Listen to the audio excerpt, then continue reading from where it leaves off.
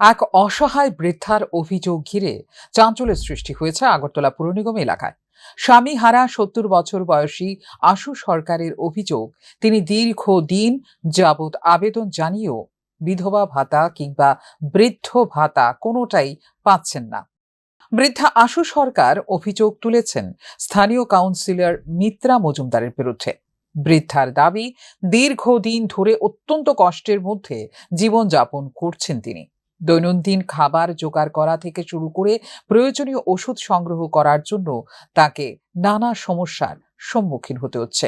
তার একমাত্র ছেলেও অসুস্থ থাকায় সংসারের পরিস্থিতি আরও শোচনীয় হয়ে উঠেছে।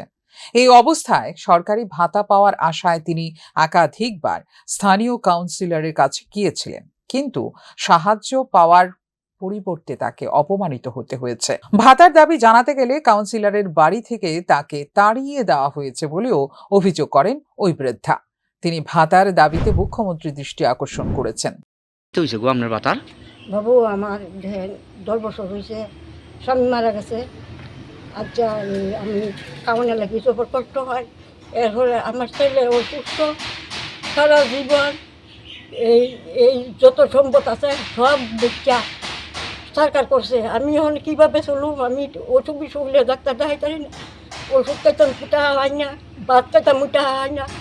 ওখানে আমি মুখ্যমন্ত্রীর কাছে আবেদন, আমি ওখানে কীভাবে আমার বাচ্চাটা খাইয়া যাই, 2000 টাকা খাইলেও আমার জীবনটা বাঁচবো। আমি 4-5 বার গেছি কাউন্সিলরের কাছে, আমার বাচ্চা দেয় না। খোদ রাজধানী শহরে এক অসহায় বৃদ্ধার এই বঞ্চনার অভিযোগ ঘিরে চাঞ্চল্য তৈরি হয়েছে। বৃদ্ধার অভিযোগের সত্যতা খতিয়ে দেখে প্রশাসনের তরফে প্রয়োজনীয় পদক্ষেপ গ্রহণের দাবি জানিয়েছেন সচেতন মহল। ফিউরো রিপোর্ট, নিউজ নাও।